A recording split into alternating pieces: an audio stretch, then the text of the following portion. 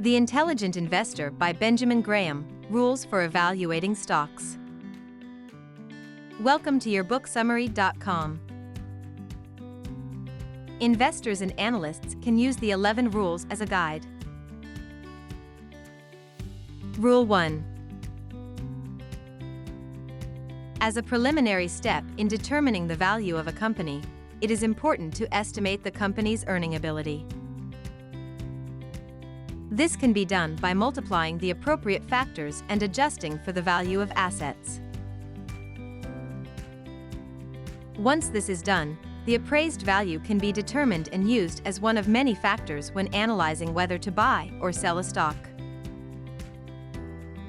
However, in certain rare circumstances, such as during war or short-lived royalties, it may be necessary to adjust the appraised value accordingly.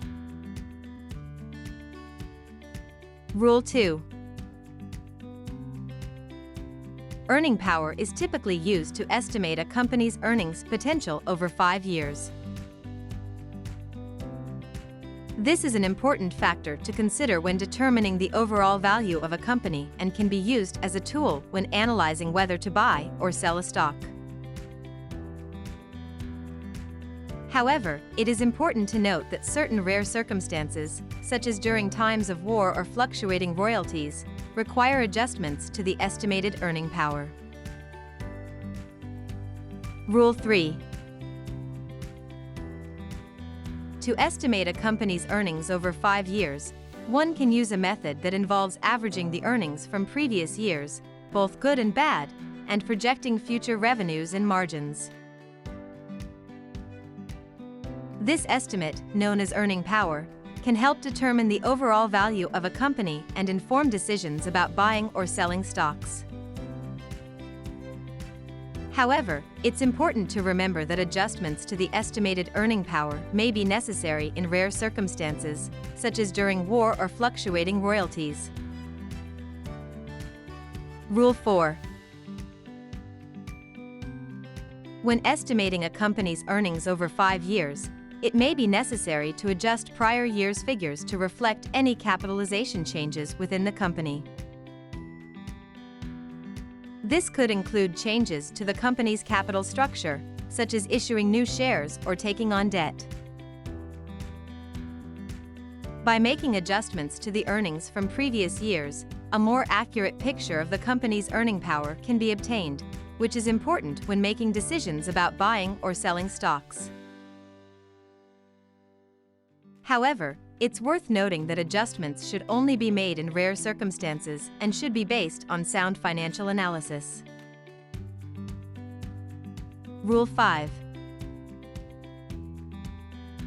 When estimating a company's earnings over 5 years, using a multiplier that allows for potential earnings changes over the long term is important. A minimum multiplier of 8 and a maximum of 20 can be used to adjust prior year's figures and obtain a more accurate picture of the company's earning power. However, it's important to note that adjustments should only be made in rare circumstances and should be based on sound financial analysis. Rule 6. If the value calculated based on a company's earning power is higher than its tangible assets, deducting from the earnings value appraisal is recommended. The suggested factor for this deduction is subtracting 1/4 of the amount by which the earning power value exceeds twice the asset value. This formula allows for a 100% premium over tangible assets without penalty. However, it's important to note that this deduction should only be made in rare circumstances and after sound financial analysis. Rule 7. When evaluating a company's value based on its earning power, it's important to consider the value of its net current assets. If the earning power value is less than the net current asset value, adding 50% of the difference to the earning power value appraisal is recommended. This formula allows for a fair assessment of the company's value and considers both its earning power and assets. However, it's important to note that this adjustment should only be made after a thorough financial analysis and in rare circumstances. Rule 8. In some rare situations, such as war-related rentals or short-lived royalties, it may be necessary to adjust the appraised value accordingly.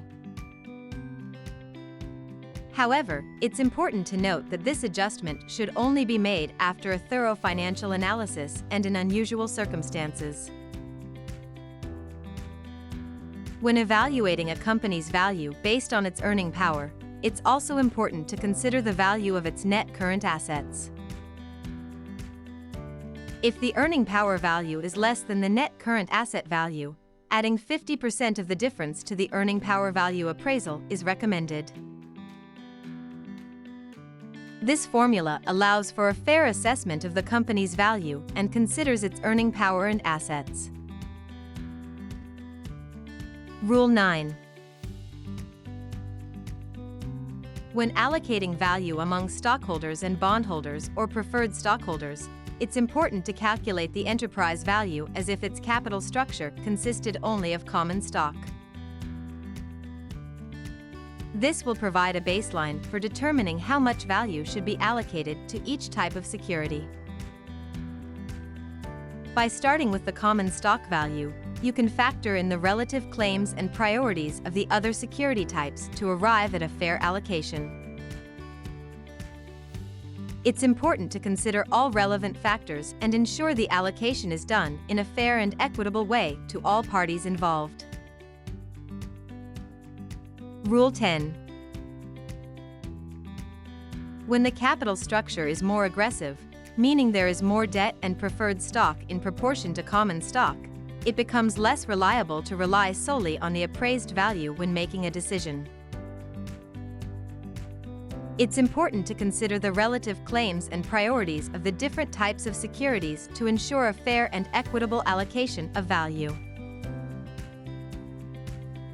Rule 11. When deciding whether to buy or sell a stock, it's important to consider its appraisal value in relation to the current market value. If the appraisal value is significantly higher or lower than the market value, it can be a key factor in deciding. However, if the difference is less significant, the appraisal value should be one of many factors considered during analysis. I hope you found the information about The Intelligent Investor by Benjamin Graham. If you're interested in learning more about the book, stay tuned for the next part of this series where we'll dive into the next section. Thanks again for watching, and I'll see you in the next video.